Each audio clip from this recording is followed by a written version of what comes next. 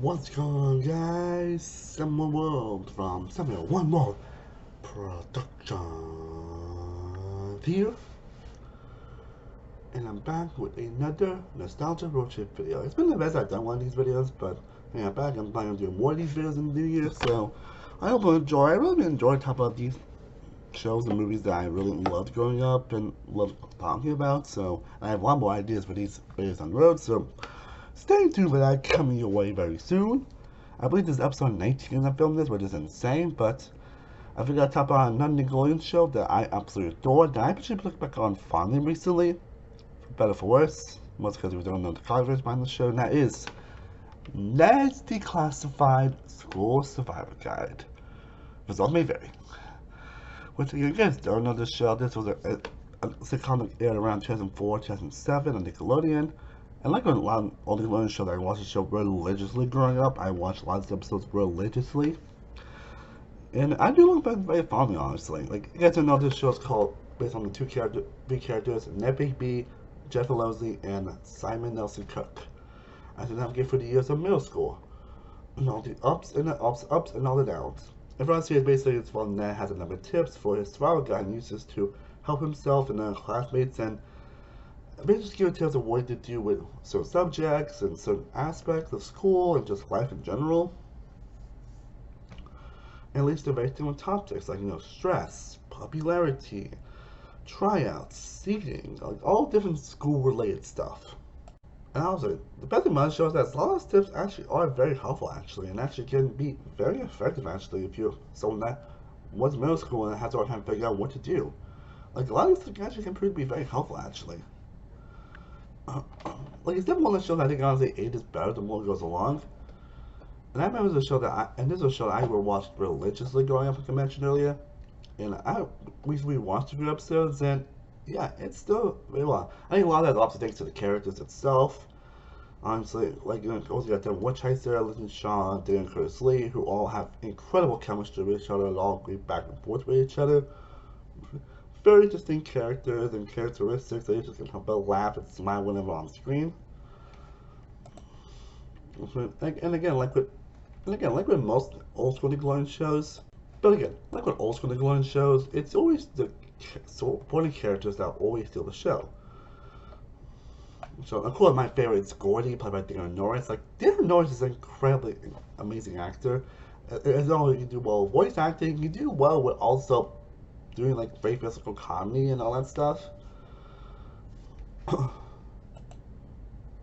But he's always one of my favorite characters, honestly one of my favorite characters from the Nickelodeon period. Like, he has so many hilarious one-liners and back and forth between all the characters, just kind of beloved him whenever he's on screen. You also got Mr. Monroe here, you got Weasel that ends up becoming a big guy when Gordy tries to catch him in front of the show. Seems Crabgrass, played by Christian Cerritos, who of course played Rosita on The Walking Dead, which is definitely a weird thing about, actually. Then we got Billy Luma, the bully character. Then we got Crony, Buzz, the guy who basically never speaks. Most of the show, Missy, Coconut Head, Martin Corley, Claire Sawyer, future lawyer. Where we know he's a pre-K. Lisa Zemo, the Huge Crew, Backpack Boy, like, you get so many Seth Powers and Spencer, like, you get so many characters that basically become like mainstays of the show and then becoming pretty hilarious characters. The mainstays of the show have so many great hilarious moments throughout the entirety of the show. So I'm just gonna up and join them when else. Again, Gordy still my favorite character by a landslide. And it's a show that had 3 seasons. It's one of the shows I don't think really has like a bad episode, honestly. I mean, how you guys saw my top 50 best shows of all time list. Here's one of that show's actually I think close to the top 10 actually. I think it was actually a bit higher than my original one, but it's a show that honestly got better with time, honestly.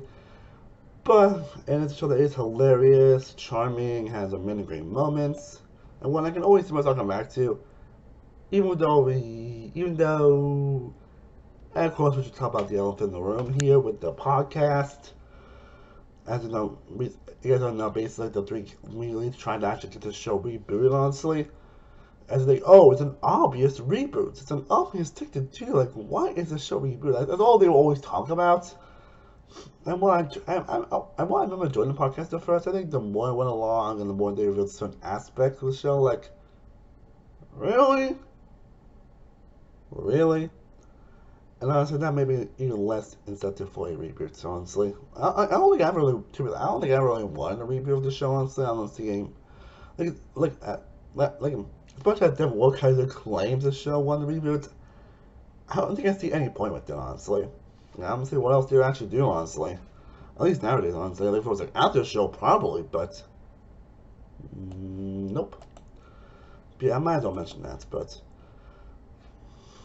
I think I mentioned that briefly. But overall, the show does have a lot of charm to it. In 3 seasons, I think the show is incredibly consistent with its quality, to the humor, the characters, the tips, the health information that actually is very helpful.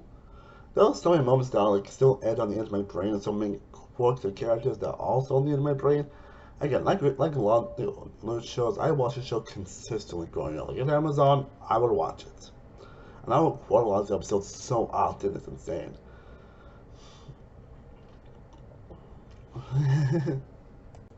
Like it's one of those shows, I don't think it's like a true dud episode, honestly. Yeah, I can't really figure out what is actually my true favorite best because like, all these episodes are pretty good and some are pretty fantastic. So that's mostly why, honestly.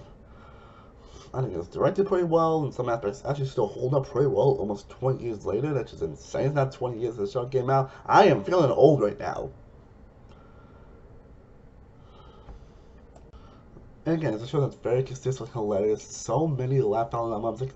Like it's like a very over the top show that has also kind of like a bit too much on sound effects, but but it's one of those out. There's like a bit too much on sound effects. That's probably my only low gripe of the show, honestly. But it's one of those things where I think it's used actually effectively, honestly. It's used very well, actually, and it adds to the charm and adds to a lot of the charm of the show. That you can help but just smile and laugh whenever you watch an episode.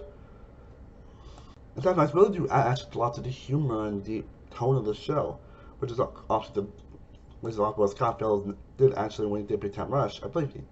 It's something he also kind of mostly did in Big Time Rush, successful. I believe it. Wait, what else did he did, honestly? Oh, he also did Giant Test.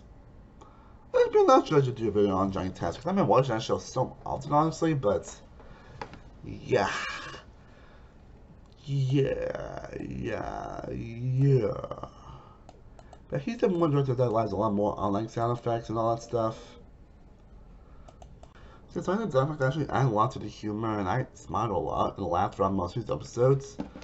And it's something that really did ingrained into my brain, honestly. And I pretty much all I can really say about that's classified, honestly. Like it's a show that is consistently hilarious, consistently fun, consistently enjoyable. I don't think I would want a reboot, honestly. Like the cast really so demand once. Like I know a lot of the guys are a lot of controversy, most of my listening Shaw, which I didn't even know about actually until I watched a couple of videos on it. And some of the stuff they talk about on the podcast certainly makes some aspects of the show not the best in retrospect, which is kind of fortunately normal for most Nickelodeon shows nowadays. Like, why do you have to ruin our childhoods like that? Seriously? But you know, that's a story for another day. That's all though. Declassified, still great. I hope you guys enjoyed this video, guys. Let me know down in the comment section what are your thoughts on Declassified. Let me know your thoughts on the show down below. And let me know and I do plan to do a lot more nostalgia Roadtrip videos coming very soon, so stay tuned for that, my friends. I am Similar World from Similar Productions. I will see you next time as always. Stay cool up out there. Peace.